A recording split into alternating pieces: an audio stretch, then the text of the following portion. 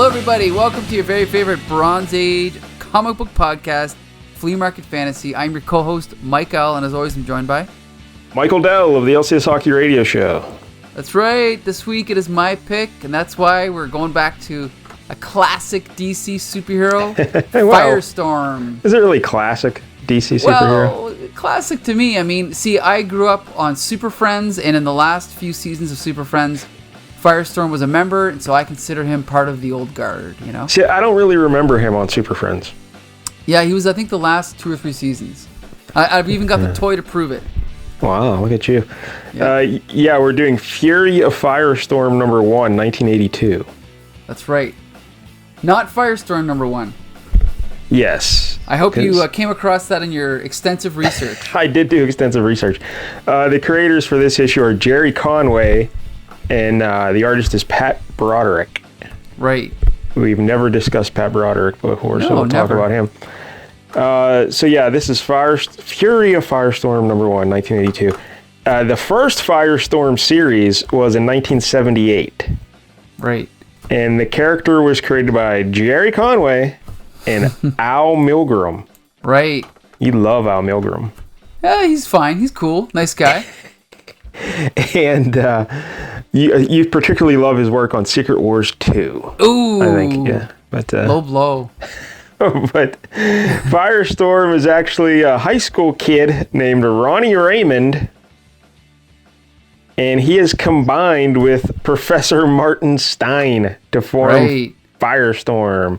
Right. I think they get into their backstory in this book, right? Like how they came to be. So maybe we'll just save it till then. But the initial Firestorm series lasted, would you care to guess how many issues, Michael? A solid 5 issues, was it? That is correct. 5 issues. Not a big success. Well, I guess it went out during the DC implosion. Would you like to explain what the DC implosion was for the kids? Yeah, that was basically, it was the DC explosion, where they decided to start publishing a whole bunch of new books and increase their page rate or not page rate, but page number. And then apparently the whole thing failed. And not only did it fail, they had to cancel half their line. And so I believe it was the public that then called it the DC implosion, right? Well, they had to cancel a bunch of books, and this was one of them. Yes, Firestorm got caught up in the implosion. So Conway, since he liked the character, he moved him over to the Justice League of America. Right. And if you'll recall, when we did that Justice League with the giant monkey, the Ultra Humanite, right. Firestorm was in there, and he was captured by Killer Frost. I believe. Right. Remember? All the good guys got captured by their villains. So then Firestorm, after he got popular in Justice League a little bit, so then they gave him 8-page backup stories in the Flash between issues 289 and 304. Did you ever read any of those, Michael? I've read the trade paperback, and I'm pretty sure those were included. Did George Perez do the art? I believe so. I do seem to recall that George Perez did. Yeah, I think I read read that's those what I think I remember reading. Yeah. So his success in those backup stories for the Flash led to a second solo series here in 1982, and that's what we're reading today. And do you know how long this one lasted? At least, I think 100? That's right, 100 issues. Yep. And it ended in 1990. So, and there have been lots of Firestorms, apparently. And this original lasted, up until I think 100. Or no, I think it changed partway through when John Ostrander took over, right? He changed it to a Russian guy. Yeah, it's very confusing. The title lasted 100 issues, but partway through there, say the guy's name again, Ostrander? John Ostrander. Ostrander. He kind of reworked it. So now there was a Russian guy who was in the mix, like Ronnie Raymond and this Russian fellow. They were fighting, and they dropped a nuclear bomb on him, and so they fused. So it was like a menage a trois, if you will, with the professor's mind, the Russian guy, and Ronnie Raymond all in one. I thought it was just the 2. I didn't know there was all 3. I think it was 3 momentarily, and then the professor got bumped out or something. Okay. I don't know. Maybe not. But the professor was involved, because even though he wasn't part, they call it the Firestorm Matrix. That's the term they use, the Firestorm Matrix.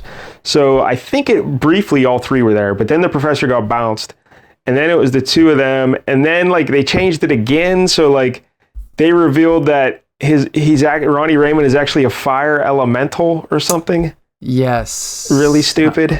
Yeah. Well, you know where they got that idea from. Again, right? Blame Alan Moore. Everything that's terrible in comic books, you can trace right back to Alan Moore. Incorrect. He had the idea first. It was a great idea, and then everyone else imitated it.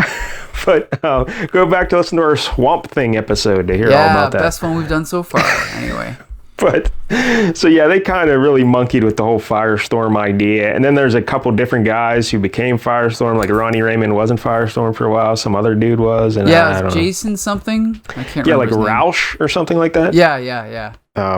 So I don't know. Anything else you'd like to say about the Firestorm, Michael? Well, I mean, we can talk about this later, but I think he's got a great costume. When I was a kid, I thought he looked cool, and I actually had issue 5. A Fury of Firestorm. Like I couldn't remember. Like I looked through the covers just right before the show, and right away I spotted it. There it is, number 5. Isn't that crazy, Michael? Like 40 years later, I can still remember the cover. He was fighting the Pied Piper, one of DC's many awesome villains. I'm gonna check it out right now. Pied Piper. Oh yeah, looks like a good one. Looks like a good one. That guy with the flute looks like a good one. So, yeah, I think that's the only fear. But the reason I bought it was because he has a cool costume. But yeah, we'll get into that maybe when we get to the cover. But talk about his powers. Explain to the kids what he can do with his powers. So, based on my limited understanding, he can basically transmute elements, right? So he can turn, say, I don't know, if a table made out of wood, he can turn it into metal, or he can turn helium gas into hydrogen gas, or he can turn himself, as we see in the story, from being, very dense and solid to being, like not dense and light. So yeah, he can pretty much control atoms, which makes him one of the most powerful characters in DC, right? Yeah, a little too powerful. But yeah, like there's a point in this book where he turns like a lion into a teddy bear or something. Just like, that one, yeah, I'm not sure. He shouldn't be able to do that, but we'll talk about that later. Well, because I don't think the lion's technically alive. Right. Like, it's a fake. That doesn't quite make sense. But then again, Gerry Conway created him, so who are we to argue, right? Yes, we got to talk about Gerry Conway when we go through this. But all right, I guess that's all for Firestorm, unless you have anything else you'd like to mention about him. Only that I'm trying to find an image of him from Super Friends, and I can't find one. But yeah, he joined in the last few seasons. Oh, here we go. And I remember thinking, oh, what a cool costume, what a cool set of powers. And also, I love the fact that is it Martin Stein? His head is always floating next to him, giving him advice. Like, what a cool idea. Oh. It really is a cool idea, but the execution isn't the best. I don't know. Like you kind of paint yourself into a corner with logic sometimes, but we'll get into it as we go through the book. Yeah, we'll talk about that later. But, all right, so let's look at the big cover here. Okay, so we got Because You Demanded It, meaning me, I Michael. didn't demand it. Did you demand it? Back in his own I did. Back in his own magazine, The Fury of Firestorm, The Nuclear Man, one of those long titles. Yeah. Action-packed first issue, 60 cents, UK 20, what is it, pence? Or pounds? No, it's pence, right? It would be pence. Yeah. Pence. Yeah. Number 1, we get the little star pattern there, number 1, June. Then we get this awesome cover of Firestorm standing there with like those, atomic orbits, flying around his body and around his hands, which is awesome. Yeah, it is pretty cool. And behind him, we got the floating heads of Ronnie Raymond, Martin Stein, or Steen, and then like all the people from high school and like the villains and stuff, and it's really cool. Yeah, the aforementioned Killer Frost is down there between his legs. Oh, I didn't notice that. Huh.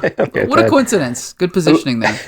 Oh, and then the villain in this issue is over to her, or to the right of the cover there. Right, Black Bison. Black Bison. Tatanka. And then, I could point out up to the left of his is Hyena, who will come in later on into the story. So this is some good foreshadowing here. But yeah, this is a pretty good cover for a first issue. You get to see the hero there standing all strong and proud, and supporting cast behind him, and all in blue. Mm-hmm. So yeah, and we should mention the Firestorm's costume, Michael. We should get into detail here. Yes. So let's start at the bottom and leave the climax to the top. So the bottom, we got these really cool yellow boots with like a fairly unique design, like a kind of a weird, it's hard to describe, but like the line work is kind of unique. Then we've got red pants.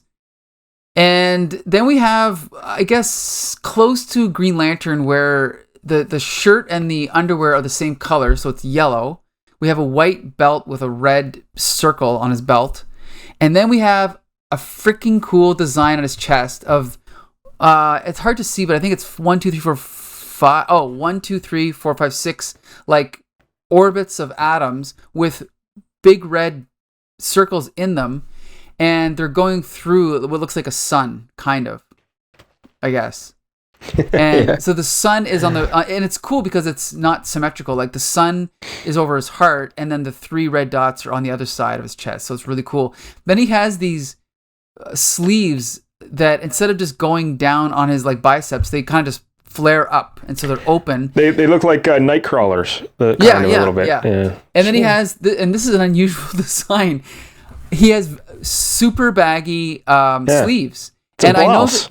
I know It's a blouse. Yeah, basically. It's a lady's blouse. I love it. It's so unique. And I remember like older people like Grant Morrison and people like that kind of going like, what is with this suit? But when I saw it as a kid, I was just, that's all I knew. So I just thought it was awesome. And then, but we haven't even reached the best part yet. Oh, and he's got yellow gloves. Then we get to his very cool, like sort of mask where it's not really a mask. It just goes around like the outline of his face. So his forehead, the side of his face, and then his chin are all covered in this red mask. Then he has pure white eyes, no pupils. But then, here's the coolest thing about him. He doesn't have hair because his head is on fire. That's right. So cool. Just flames coming out of his brain. Yep. Yeah. I love it. Yeah, well, it is a pretty cool costume. Yeah, very cool. Yeah, anything else you want to say about that? Nice blouse. It's very nice. That's funny. So then... Well, Mike, one other thing about this cover I want to point out. In the bottom left corner on the copy we're reading, there's where the UPC thing would be. There's a where the action is, DC Comics. That's right. Do you think they ever got sued for false advertising with that? No, because I was defending them in court. So I was a witness. I was like, that is 100% accurate. I guess who did this cover? This is Broderick, right? Yeah, this is Broderick. Oh, right. And by the way, I got to point out something. Just for the record, there is a character called Atom Man. Not Adam Man, but Atom Man. And I only discovered this on the 8th of May. Wait. Not Atom Man, but Atom Man. Can you break that down a little bit? Sure. It's not ATOMMAN. It's just ATOMAN. Atom Man. Okay. And so I am actually going to send you a picture of his costume. And I mean, I love Al Milgram. You love Al Milgram. But when you see this... costume, you might not love him as much as you thought you did because. Well, I don't know if I really love Al. Okay, fine. How do I don't know how to attach. Oh, here we go. Okay, I'm gonna send you this picture of Atom Man, and you tell me if that costume looks kind of familiar, because this is from like the 1940s. Can you see that? Yeah, that's Firestorm there. Yeah, it's basically almost exactly the same, except he doesn't have the blouse. So I think Al Milgram wins again. Did we discuss this before with Atom Man? Wasn't it when we were doing those dopey? What were those dopey guys we did like 3 issues of? You kept picking over and over and over. Oh, Starman. Yeah, Starman. Wasn't there something like a Starman costume got ripped off of somebody? Or that seems very familiar though. Like someone ripped off a costume from. I don't remember that. Because I don't think we went into detail about Firestorm's costume when we did Justice League, but. I think one of those Starman issues we talked about, it wasn't the one where he dressed like David Bowie. I don't know. I don't remember. Yeah, I don't remember either. We'll have to check with our archivist. There you go. There you go. Yep. Let us know. But all right, so the costume was ripped off from somebody. Is that what you're saying? Atom Man. And who did you say created Atom Man? Atom Man. I actually don't know. I think it's been... Jerry Robinson. Wait a minute. You know who Jerry Robinson is? He is the... I thought everyone on the street knew who Jerry Robinson was. He's the co-creator of like the Joker and Robin and a couple other characters in Batman. Yeah, so... Oh, all right. Yeah, it's pretty cool. Fair enough. Huh. So anyway, back to Firestorm here. So let me crack it open, and then we have a DC splash page. That's basically another cover Yep. And it's actually pretty awesome. It's Firestorm, like an image of Firestorm over the city. I guess this is New York. And it's a really cool shot. It's not New York because this is the DC universe. So wouldn't it be like New York Ivy Land or something? Or yeah, Ivy Town, something. So, that says right at the top, sleep gently, New York. Anyway. Oh, I didn't know New York existed in the DC world. I thought it would have to be Metropolis or Gotham or something. I always thought that as a kid, but I remember reading a Batman story where Batman was talking about Metropolis, Gotham, and New York. And I remember as a kid going, where are these extra 20 million people coming from? But anyway, So anyway, we got Firestorm, an image of Firestorm over the city. It's really cool. We got all these clouds, and then we have like a fog, and then we have New York. But then New York is like, you can see the lights coming up from the streets, and it goes from like yellow to orange to kind of purplish. It's really cool. And then the sky is like blue. Yeah, well, I was going to say, when you say there are all these clouds, they're like dark thunder clouds, like dark black and dark blue and dark black. Yeah, obviously. Dark black, light blue. Black. Yeah. So, but it's cool though. I really like this shot, and it's almost like a classic like Batman cover, but kind of repurposed. And then we have this narration that's like, sleep gently, New York. You are well guarded tonight. Tonight a hero patrols your darkened canyons and shadowed rooftops, alert for signs of evil at work, ready to plunge into the breach, committed to defend the defenseless, to war on the side of right, to, and then it cuts to the next page, to sleep, perchance to dream. And it's obviously all a joke. So now we see this, again, awesome shot of Firestorm sleeping on a cloud. And we see the image of Martin Stein in the foreground, just an outline talking to him. And Firestorm is basically saying he's tired out from running this marathon and he wants to take a nap. But Martin Stein is like, you can't fall asleep. You don't know if your powers are still going to work. He's like, don't worry about it. I'm just going to take a nap. I'll be fine. And he's like, Ronald, wake up. And then we see another awesome shot of Firestorm like leaning over on his side, napping on this cloud. But then because he falls asleep, his powers turn off. So he starts falling through the air. And then we get this scene where I don't know why he doesn't just stop himself midair, but maybe he can't. But he figures, he actually narrates himself. He's like, what? Uh-oh, too close to the ground to break my fall. Have to adjust my molecular structure so I can slip through all this concrete instead of going splat. So we see him passing through like the road and like into the subway. Then we cut to a shot inside of a subway train and we see his feet kind of walking in the air and everyone's all shocked. And then we cut to the next scene, and then he comes up through the ground onto the street, and we see a cop in the foreground, all shocked, and he's dumping his coffee out the side of the car. And then, kind of like in a Spider-Man-esque scene, they want to stop him for questioning, but he's like, no thanks. And he just takes off and flies away. I love it. We better stop that guy with the flaming head for questioning. Right. Hey, where did you get that blouse, mister? Can we get you I want to know. Anyway. So he goes, and again, when you say like Martin Stein, the outline is there, it's just his head, a gigantic head of Martin Stein. It's a disembodied head that only Firestorm can see. Yes. So he goes flying back home. He's like, all right, police officers, I'm out of here. You're not going to arrest me. It's past my bedtime. And he goes flying home to his house. Right. So now he's in a quiet neighborhood in Upper Manhattan. And basically he splits back into Ronnie Raymond and Martin Stein, and then they kind of and then Martin Stein says he needs to take a cab. Because this is the thing is this is what's weird is when they form Firestorm, they can be anywhere in the world, but I guess when they split back apart, they're together. So now Martin Stein has to take a cab back home. So Ronnie Raymond has to give him some money. What were we going to say? Well, that's one of the things I was referring to when I talked about the logical problems with the idea. It's a great idea, but it's hard to execute it without jumping over some huge holes. But all right. True. And we should mention when they become Firestorm, like Ronnie Raymond is he looks like he's about 35, and he's a very big, buff, athletic high school kid. In high school, yeah. Yeah, but when they become Firestorm, he gets bigger even. Like, he gets bigger and stronger. Like, they form a body that is not Ronnie Raymond's body, technically. I guess, I never noticed that, but I guess you're right. He is taller, eh? Yeah, when I looked at the stats of the character, like, as Ronnie Raymond, he's like 6 foot, and as Firestorm, like 6'2". and he goes from like 180 to like 220 or something. So, yeah. Oh. But, I didn't realize that. Okay. And it's so exciting you're yawning right on the air. So That's I've had a good. long day, but anyway. So Do you want to take a nap on a cloud, Michael? Yeah, I do. And then my That'd be disembodied head could be like yelling at you to wake up. There you go. Perfect metaphor right there. So Ronnie Raymond has to lend Martin Stein $20 to get a cab. And keep in mind, this is like 1982, so $20, that's about $45 he's giving him. Something like that, yep. Yeah. And it's about $105 Canadian. And he said he's had to work a lot at the Fun Burgers, flipping burgers to make that money. But he says, we're a team, Martin Stein, and we're so much of a team that I didn't even think of you when I flew to my house instead of yours. Yeah. Could have met him halfway, but whatever. Yeah. Okay. So then we get the scene where Ronnie Raymond's alarm goes up. He wakes up. He's shaving. He's making breakfast. He's dealing with his dad. His dad's bugging him about being on time. He gets on the school bus, goes to school. He sleeps on the school bus.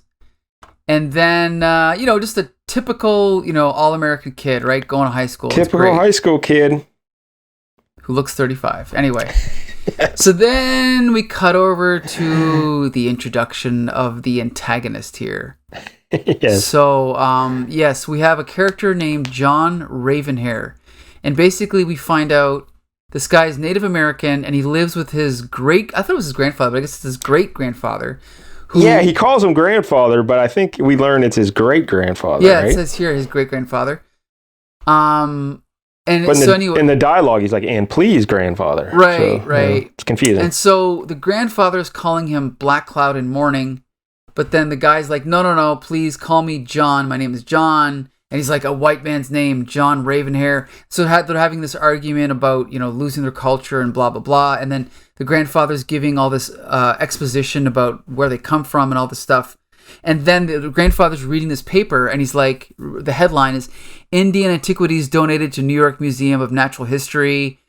Many of the pieces belong to the Bison Cult and Intertribe Fraternity. And it's like, thieves! And he's pissed off because basically he's like, first they stole our land, now they steal our history. So he's all pissed off, right? Because all the stolen artifacts from these tribes are just being shown at this art exhibit, basically. So then the guy, the Black Bison or whatever, is like, it's not that way at all, grandfather. The exhibit is a chance for the world to learn about our heritage, to understand. So we have a little bit of clash here, right? Between the old generation and the new.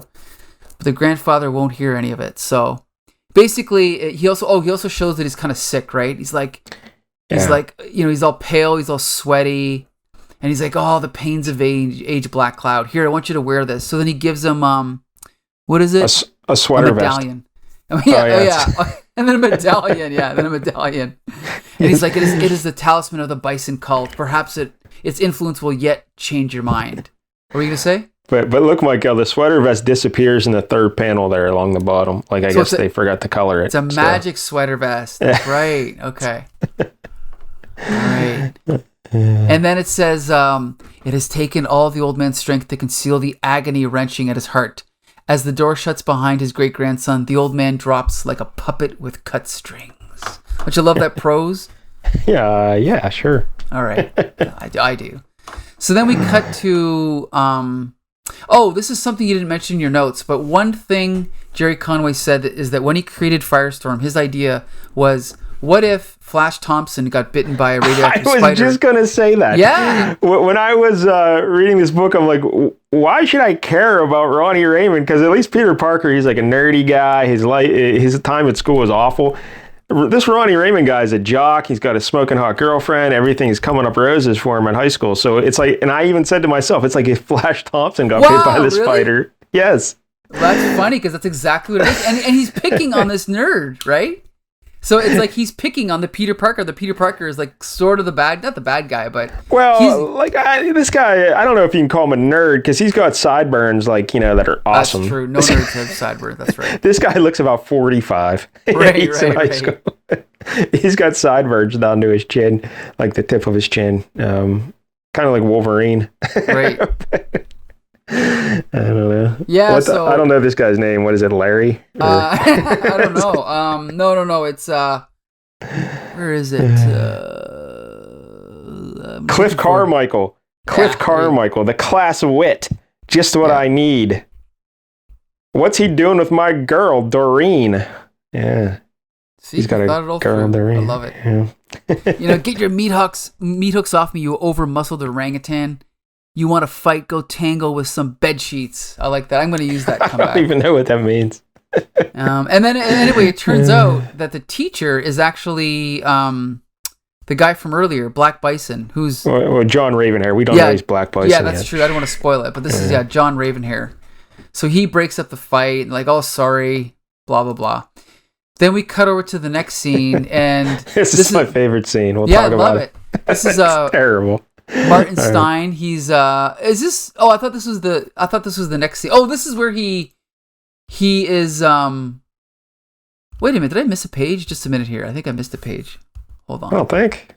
Oh yeah, I did. I skipped like 5 pages. Okay. What? So not really. Ravenhair broke up the fight with the kids, and then but no. But I skipped ahead. I didn't know what was going on. But anyway. Because I was like, I knew it was next, but then I skipped ahead. All right. So anyway, so now we see also my favorite scene where Martin Stein is in a lab and he's mixing chemicals and he's like, won't be much longer. A few more seconds. It's ready. Now for the crucial test. We see him pouring some chemicals into like a Bunsen or a beaker or whatever it's called. And then he takes a sip and you're like, what? And then he's like, not too bitter. All in all, a good cup of coffee. I love it. Yeah, that's comedy good stuff, gold. Right? Sure, yeah. So then he kicks back in his chair, sipping his coffee, and then this is a #1 issue, and so this could be someone's first comic, and so he decides to explain to the reader exactly what's going on. Yeah, he's dictating the background story into a little tape recorder. Tape recorder, right? And he's like, I think it's about time I made a permanent record of all that's happened. How I and a youngster named Ronald Raymond became Firestorm, the Nuclear Man. And then we see this pretty cool shot of, Firestorm again, basically another pinup, but it's awesome. And then we basically get the origin, right? We find out that that Ronnie Raymond and Martin Stein were caught in a nuclear. Here's you go. Ronald and I were caught in the blast. Oh, they tried to. Okay, I'll read the whole thing. Yeah. In an effort to impress a girlfriend, Ronald fell in with a group of self-styled anti-nuke demonstrators who were, in fact, far-left terrorists. They tried to destroy the Hudson nuclear facility where I was working at the time by planting a dynamite charge against the reactor core wall. Ronald and I were caught in the blast, and the resulting release of radiation somehow fused us into a single, incredibly powerful being whom Ronald called Firestorm. There you go. That's his origin. Yes. And then he starts talking about some of the enemies they faced, including a ripoff of the Multiple Man. Oh, yeah, because this guy was also caught in the explosion. Instead of fusing, he fissioned, and he became Multiplex, the Multiple Man. And then there was another foe. Now, was Jamie Madrox around before this guy? I think he was, yes. I think he was. Right. I think Jamie Madrox was introduced in a Fantastic Four annual by Marv Wolfman, but it was probably before this. But anyway, then he also covers another villain named Killer Frost. That's right. Another villain named Hyena, who I really like. And Wolfsbane. This is Wolfsbane. Well, a little bit like Wolfsbane. Then it cuts back to him, finishing up the tape, and then he's like... This is my favorite part. This is why this is all ridiculous. But go ahead. Do you want to read this? Or? Yeah. He's like, most of what I know about Firestorm's exploits come from Ronald. This is what I don't like. He's I don't understand this either. No, it makes no sense. Because I was unconscious when we first fused, my participation is limited to advice, what Ronald calls kvetching. I like that. Then he goes, in the Firestorm state, I am of a kind of alter ego, visible only to Ronald. And because of this, when we return to our separate identities, I have no memory of what occurs while we were together. That is stupid. It makes no sense whatsoever. None. And I bet you they dropped that because they're like, that is just stupid. Because how can he remember? He's here creating a tape. How does he remember all this? He would have no concept of what happens to him. Like he would just magically disappear, then wake up like, what happened to me? Why is this high school kid next to me? What is going on? It's terrible. They need to change that immediately. But now this is the real terrible part. Keep reading. All right. So then, you mean when he says, in retrospect, making this tape was indiscreet, if not unwise. perhaps it would be better to erase it for myself and, of course, for Ronald. Click. Yes, it is so dumb. Like, it just makes the whole scene blatant exposition. I thought when he was going to say, oh, maybe I'll erase it, and then like he'll get a phone call or something to distract him, and he doesn't erase it. So then we have that recording there hanging over our heads, someone could discover this recording and find out he's really Firestorm. So that sets a stage, plants a seed, you know. But no, he's like, I'll just delete it, and then he deletes it. It's like, well, what the fuck? That was so terrible. Yeah. Good Lord, Gerry Conway. I love Gerry Conway. Okay, anyway. So then we cut over to back to the great-grandfather, a.k.a. grandfather. And he's now near the campus of the school. And he's decided that he's going to use some of his Indian magic, we call it, right? That's the official term. And he's going to cast a magic spell. And so he puts some... What is this? I don't know what this is. It's like... magic pixie dust. Yeah, there you go. He puts it in a circle and he sits down and he starts to kind of like, he crosses his legs and he's like going to begin his magic spell. And then just as he's doing that, there's these two hooligans behind him watching him. Yes. And they're like, hey, Zero, catch the old coot. What's he singing? Some kind of Indian chant? He's like, who cares? Let's see if he's got money. No, like you mentioned, the one guy's name is Zero. And I think, if I remember properly, when I read the description on DC Fandom, the other guy's name is Beanbag, I think. I'm not sure. Really? Those are two awesome names. I love Zero and Beanbag. I think that's his name, but I don't know. So anyway.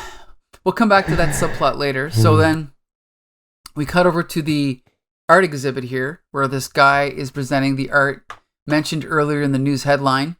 And while that's going on, Ronnie Raymond is, flirting with his girlfriend. What's her name again? Doreen. Doreen. What a lovely name. Yeah. Doreen. And then we cut over and we see we see, what's his name? The mutton chop guy. What's his name again? Cliff something. Yeah. Right. Cliff Carmichael, I think. Yeah, and he's like, you think that jerk, he's thinking in his head, you think that jerk Raymond is hot stuff, huh, Doreen? Wait till you see how he reacts to this. And he takes what anyone would do. He takes a frog and puts it down the back of Ronnie Raymond's shirt, right? A blue frog. A blue frog, yeah. It's kind of dark. It's hard to see. And he's like, Raymond, you should really change your clothes now and then. Looks like you've got a bad case of cooties. And then... and he's like, yow. And then it cuts over to the teacher talking to Doreen. Now the teacher's probably hitting on her, but... And No. He's not talking to Doreen. That's his girlfriend. Oh, okay. Doreen's the blonde, and she's like the brownish blonde. Yeah, this is Vanessa. This is like, kind of a redhead, I guess. Yeah.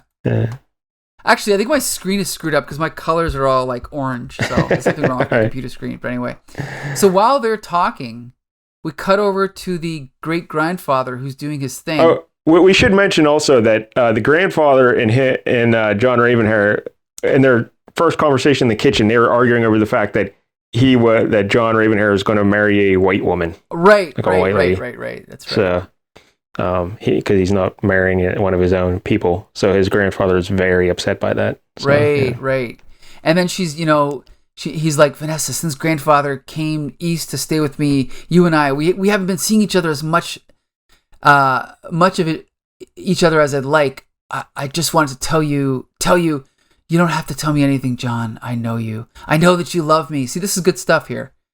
And that you also love your great-grandfather, the conflict, they're going back and forth. And meanwhile, in the middle of the page, the grandfather's doing his thing, right? He's got like a bison spirit coming out of him while he's like chanting or whatever in the middle of this grassy knoll or whatever he's on.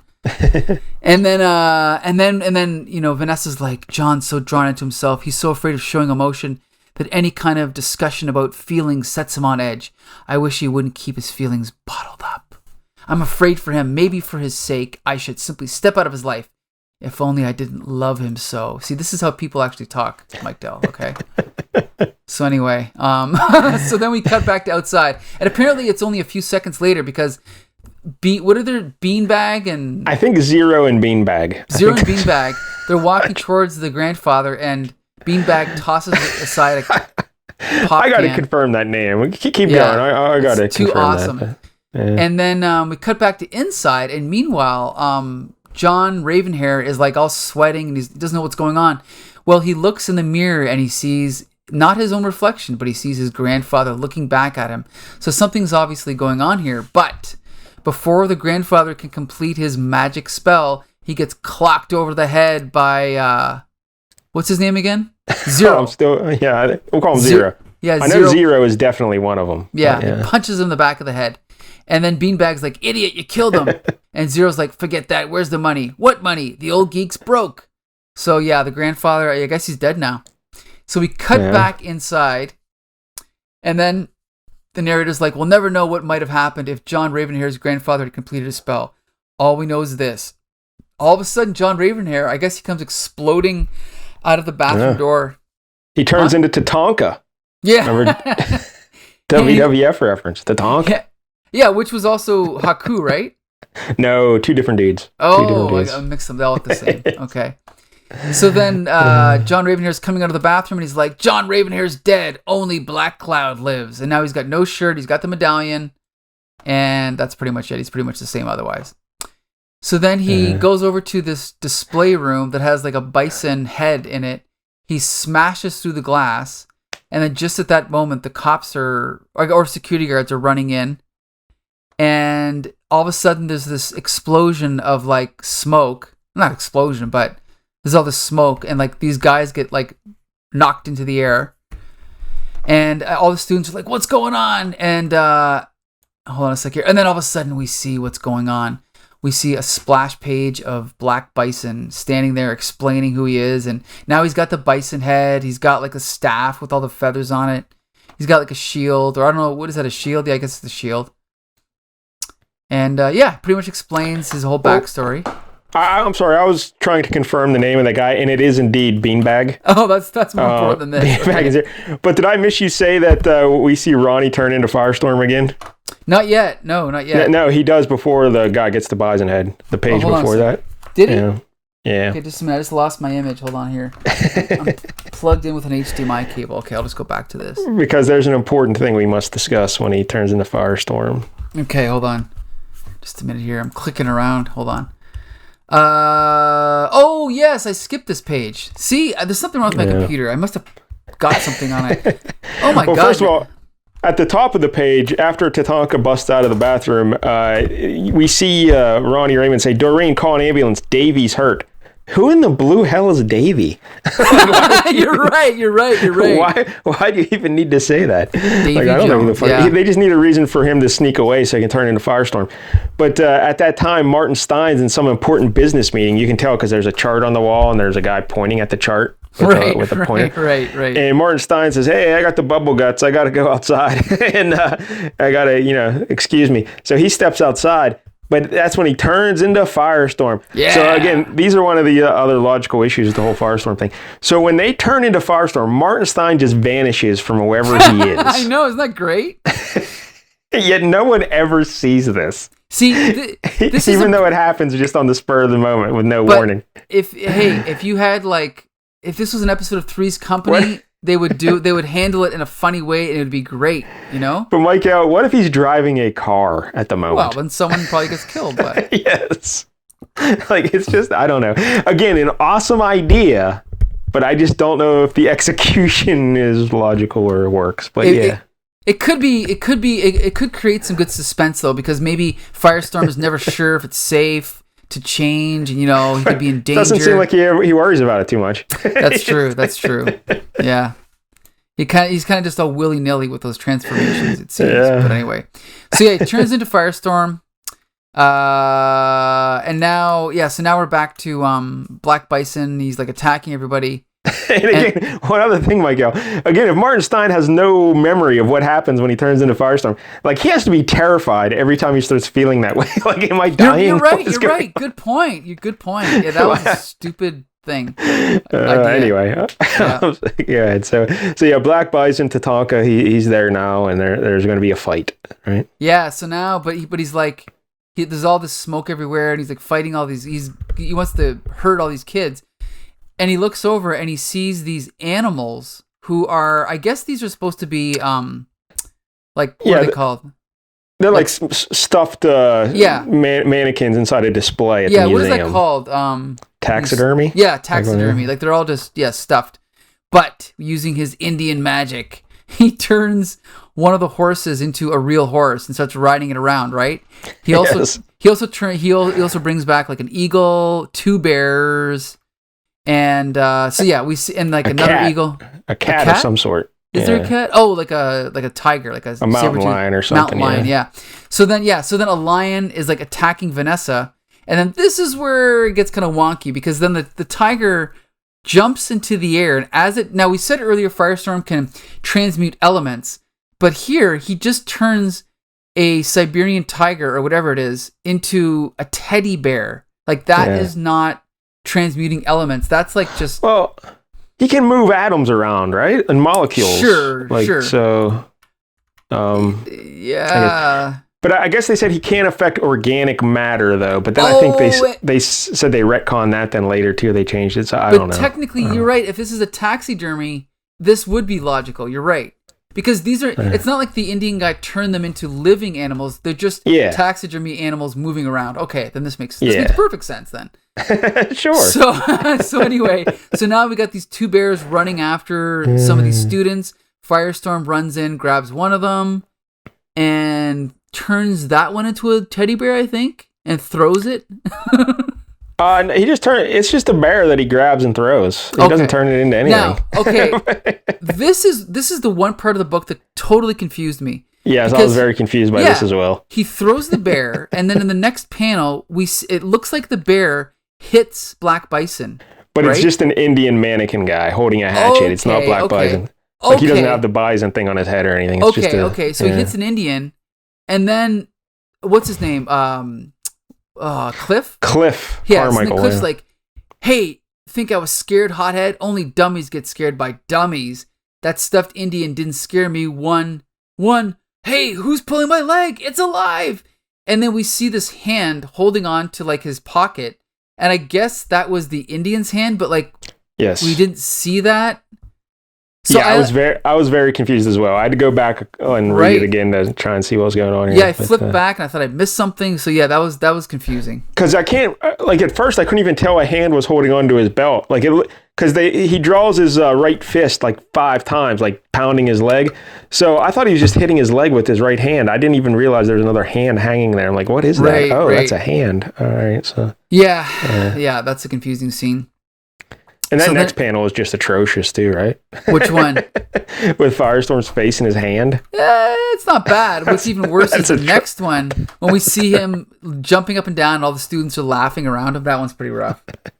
Anyway, and then Firestorm's flying away. And so then we cut... So then Firestorm is still trying to fight off these bears. And he's kind of figuring out what's going on, and he's talking about Black Bison. He's like, like I said, he's gone nuts, and somewhere he's picked up magic powers. Now I've got to nab him before he hurts someone, maybe even himself. And so Black Bison has taken off. So Firestorm flies outside in front of this museum to look for him, and he's like, rats! I spent so much time clearing up that mess in the museum. Ravenhair managed to get away, so he has no idea where he is now. So he's like, well, I guess he's like, he could be in Central Park across the street. He can lose himself in the horse trails without leaving a trace. So then we cut to the next page, and now where are we? We're back in the museum. Yeah, this is back. Oh no, this is back in front of the museum, and this is funny because this is Cliff and Vanessa and what's her name? Doreen, kind of like yelling, like, they're all saying something different. Like Cliff is like, some big shot hero, you're tough stuff with the gags, but when it comes to catching a public menace, forget it. And then Vanessa, this is Vanessa, please find him before anything happens, please. And then Doreen's like, what about Ronnie? Where'd he go and why? What happened to Ronnie? and then we cut to what's his name? Firestorm is flying through the air, and Martin Stein's trying to help him. They're trying to figure out where Black Bison went to. But then we cut over, and then the narration's like, but looking and finding are 2 different things, indeed. And though the nuclear man spends another hour crisscrossing the sky above Midtown Manhattan, his efforts proof futile. And yet, if he'd extended his search east and north to the exclusive townhouses of Manhattan's East Side, to, in fact, the townhouse home of Senator Walter Riley, statesman and museum benefactor, what might he have found there? So then we find out that Black Bison is actually going to attack the guy who put on this art exhibit, right? Yeah, well, yeah, the senator and his daughter Lorraine. Right. Just, shows so up. then we cut, so they're kind of chatting it up, and we get a kind of a funny scene here where the daughter's like, he's like, Lorraine, little girl, I thought you were in school. Don't tell me. Yes, I can see in your face. Expelled again. What was it this time? Garden snakes in the cafeteria? And she's like, close. I painted the principal's new Cadillac electric pink. Dear Dad, your daughter's not cut out for private school. What a scamp. Yeah, I know. So they're kind of laughing to each other, and then all of a sudden we see a foot and like then a horse foot in the foreground, and we cut to a reverse angle, and it's Black Bison on his taxidermy horse. And they're basically, waiting in the wings, and this guy's going to cause some trouble. And Black Bison's like, Senator Walter Riley, you have stolen something of value from my people, their past. Now I shall steal something of equal value from you, your future. See how we tied it together there? Yeah. And it says, to be continued. Next Warpath. Yeah, the end. Whew. Edge of my seat stuff, I tell you. Yep. So as we mentioned, it's written by Gerry Conway. He did the first 5 Firestorms in 1978 when it got canceled, like we said, and he co-created the character. And then for Fury of Firestorm, he wrote the first 53 issues. Not bad. Then he came back for issue 100, and he also did annuals 1 through 3, and that was from 1982. Well, the first run was from 82 to 86, and then issue 100 was in 1990. But so yeah, Gerry Conway. He loves himself some Firestorm. Yeah, and obviously, for those who don't know, he was, he started writing Amazing Spider-Man when he was 19. Yeah. He did Spectacular Spider-Man, Web of Spider-Man. We've talked about Gerry Conway on here several times. And I will say, of all the creators we've discussed, I'd say I've probably lost the most respect for Gerry Conway. I honestly, in the last few years, his reputation has gone up for me. I just love his stuff more and more. I think if you were to actually look at yourself in the mirror, you would admit that it's Jim Shooter who's lost the most respect. I was going to say the two are Shooter and Conway, but at least Shooter, I always thought him as an editor-in-chief. He still holds up as a great editor-in-chief, but as Conway as a writer, this is just brutal. I don't know. I love his stuff, but anyway. I am not a fan of any of this. I think this is classic superhero fun. I don't know. The killer for me was the recording and then deleting it right away. I'm like, oh, give me a break. I check, please. I checked out. No way. I was like, I can't wait to read number 2. All right, so let's talk Pat Broderick. We've never discussed him on the big show. He was born in 1953. And after graduating high school in Tampa, Florida, he flew to New York to compete in DC Comics' Junior Bullpen Competition and Nationwide Writing and Art Contest. Do you remember these things, Michael? No, I do not. Yeah, I never heard of them. But he was selected right away, and he started doing fill-in pages and short stories for DC. Interesting. Then he started doing freelance work for Marvel as well, and his first big gig was Captain Marvel, issues 55 through 62 in 1978 and 79. Then he also did issues 19 through 34 of the Micronauts. Okay. From 1980 to 81. And at that point, he had a meeting with the aforementioned Jim Shooter. And Jim Shooter told him, hey, I don't really like your stuff. You can stay here, but you're never going to get promoted or get better books. You're always just going to, do right where you're at. And so he decided to leave Marvel. Ooh. And he went to DC, and he did the first 7 and 16 of the first 22 issues of Fury of Firestorm from 82 to 1984. Then he did something called Captain Atom. Oh, yes. Now, that's different than Atom that we, like Sword of the Atom and Atom that we read. Different than Atom Man? Yes. Who's Captain Atom? Captain Atom is a 1960s Charlton character who was bought by DC, and he's basically the inspiration for Dr. Manhattan in Watchmen. Okay. So cool. He did 27 of the first 28 issues of Captain Atom, and that was 1988 and 89. And then Mike L, he did the Sword of the Atom Special 3 in 1988. Ooh, really? So remember last week, I couldn't remember who, because Gil Kane did the first two, and I couldn't remember who did that's right. This guy did number 3. It all ties together. He helped relaunch Green Lantern, and Green Lantern Volume 3. He did the first 8 issues and 15 of the first 24, and that was 1992 to 94. Yep, good stuff. And did they do anything new with Green Lantern Volume 3? Like, is it just the same old crap? Well, he was... Oh, that's where he got the gray sideburns, or gray temples. Oh, and then got eventually went crazy, killed everybody, turned into Parallax, and then he got replaced by Kyle Rayner. All right, fair enough. Yeah. So then he went back to Marvel after Jim Shooter left, and he did... that happens a lot, anyway. Yes.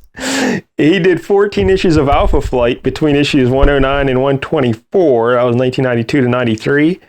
Then he did 27 of the first 30 issues of Doom 2099. I remember that. From 1993 to 95. Yeah, that was a thing. They were always doing those 2099 books for a while there. Right. Yeah. Thankfully that ended, right? Yeah. From what I read, none of it was really good, to be honest. Well, I guess some people like Spider-Man 2099. Huh? Yes, that was good. Peter David and Rick Leonardi. You're right. That was good. But, all right. So that's all I got for the Pat Broderick. Do you know anything else about him? I believe, didn't he go to work in something else, like video games or advertising or something? I think advertising. Yeah. Like in 95, I think he left the comics. Oh, wait, did you mention Batman Year 3? I did not, but yes, he did do Batman Year 3 as well. That's right, yeah, which is where it's kind of like mostly the origin of Robin, so that's pretty cool. Well, that has to be terrible then. Oh, I get what you said there. Which Robin? Well, it's sort of like a flashback to the origin of Dick Grayson, but it also shows the origin of Tim Drake. All right. So. And who's the other one? The middle one is Jason Todd. Jason Todd. Who's the girl? Kelly, I can't remember. Kelly Kapowski. Something. I can't remember. All right. But, all right, yeah. There's Pat Broderick. I got to say, I side with Shooter. And recognize, like, he's 26 here, so I'm sure he got better as his career went along. There are some panels where it's great, looks really good, and then there's some where it's like, oh, not so good. And but I think he's a competent, at this point in his career, he's fine, perfectly fine. But he's not. Everything's kind of like, lifeless and just blah, just kind of. See, there. For me, I think the thing is even later in his career, his anatomy was never perfect. However, yeah, there are some big issues with anatomy at times in this. It's pretty wonky. But I've always liked his style, always. And I don't know, I just like his line work. And here in this issue, I think there's a lot of creativity. Like, with the opening page with Firestorm standing over the city. I think that's really cool. And with him falling asleep on the cloud, I absolutely love that whole 2-page spread. So, yeah, I don't know. I think he's a good artist. Like, he's a good comic book artist. He's maybe not a great artist, but I like his stuff for sure. I don't know. In my mind, I always think like on a scale of 1 to 10, like a 5 is like Bob Layton. I always think Bob I don't want to say Layton. anything because I've met Bob Layton, but yeah, I hear you. And I think this is like right there. This is like Bob Layton-esque. It's just, It's fine, but it's nothing like to get excited about. It's, yeah, I don't know. I know what you're saying. I don't know. I think he's more creative than Bob Layton personally, but yeah, I know what you mean. Yeah. So, I don't know, Michael. 1 out of 10, I did not like the writing at all. Gerry Conway, I just want to shake him. And not a huge fan of the art. I like I guess I kind of like the look of Firestorm. He looks cooler than he is. I'll put it that way. Okay. I don't like Ronnie Raymond. I just don't I don't find him likable. I don't know. I think he's fun and funny. I don't know. I like him. And I just worry all the time about poor Martin Stein being plucked out of business meetings. And, right. And waking up like he just got roofied. He has no idea what happened to him. There's so many problems with the Firestorm logic. I don't know, Michael. I'm not a fan of the Firestorm. I can't wait to read the next issue. I was going to give it an 8, but I'll go down to a 7. Okay? Holy hell. Well, I was going to give it a 4, but I'm going to go down to a 3. Oh, brutal. Because you were way too generous. No, look at this page of him falling asleep on the cloud. Come on. Good stuff. Let me just delete this recording. All right, anyway. Fury of Firestorm, number 1, 1982. Yeah. All right, so next week, we're going to go back World War II, because the last time we did the Sergeant Fury and his Howling Commandos. Wait, can I guess? Is it Sergeant Rock and the Easy Company? Oh. No. I'm done picking DC. I did 2. But one of the DC books I picked was All-Star Squadron, which is a ripoff of what we'll be doing next week, The Invaders, issue 6. I was going to say the All-Winter Squad. No, that's way old, isn't it, Pat? Yeah, I think it is, yep. That's like the 40s or something, right? The Invaders, issue 6 from 1976. Nice. Very cool. And in this issue, they fight, I think they're called the Liberty Legion. Oh. So I like when 2 superhero teams fight each other. Yes, so, yeah. Liberty Legion, very cool name for a superhero team, eh? Yeah. I think some of those guys are like the Wizard is in there. Okay. Yeah, I don't remember who's in what team, but I love that era of superheroes. So there you go. And this I'm looking this up right now. Is it? I think Roy the Boy is the writer. Oh, great. Oh, wait a minute. I'm going to guess the artist. Is it? What's his name? Frank Robbins? It's someone we've never read before. It could be that. It could be Frank Robbins, yes. Yeah, because I can't remember. Apparently a lot of people hate Frank Robbins, but I'm going to give him a chance. Okay. Yeah, it's a guy. I can't remember his name right at the moment, but it probably is. That sounds familiar. I don't know. So. Well, it sounds like fun to me. Yeah. There you go. All right. So, there you go. Another issue of another episode of Flea Market Fantasy. Each week we pick a different Bronze Age comic book. You can find our episodes on Stitcher, Spotify, and Apple Podcasts under Comic Book Syndicate. You can also follow the Syndicate on Twitter, YouTube, Facebook, and the Comic Book Syndicate website. So, until next Tuesday, disperse!